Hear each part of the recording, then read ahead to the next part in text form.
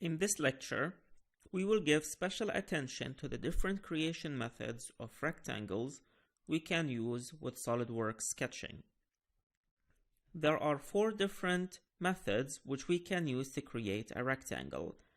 They are center rectangle, corner rectangle, 3 points corner rectangle, and 3 points center rectangle. We can find those listed when we click on the drop-down menu of the rectangle sketching command. To highlight those different methods and the advantages of each one, we will create the following sketch, which consists of 4 different rectangles. We have numbered those rectangles for easier reference. Let's go ahead and start sketching those rectangles. We will select the top plane for that. We will start with rectangle number 1. Note that rectangle number 1 has a specific center, which is the origin.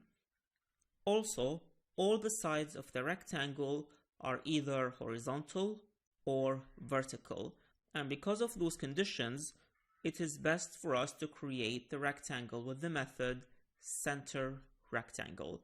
So let's go ahead and select center rectangle, and then we'll click on the center, which we already know, and then click again to specify the corner.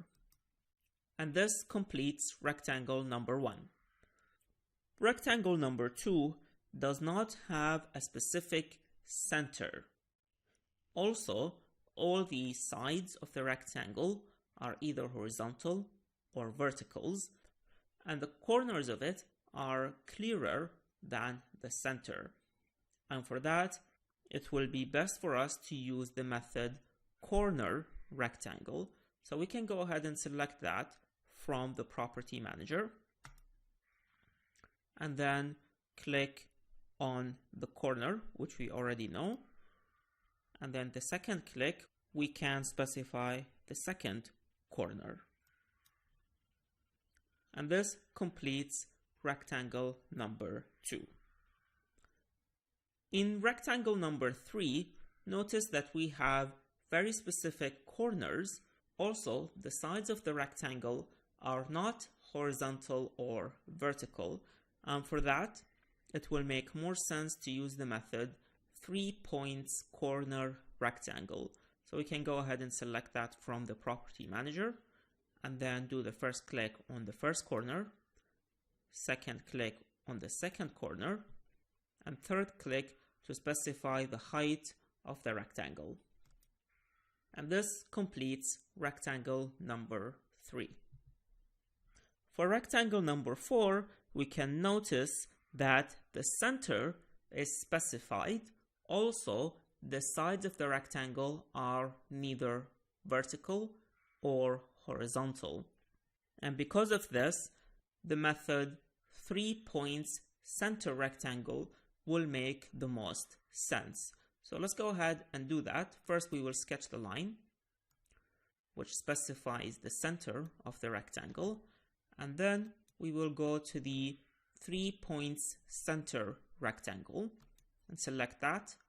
And for that, the first click will be to specify the center of the rectangle.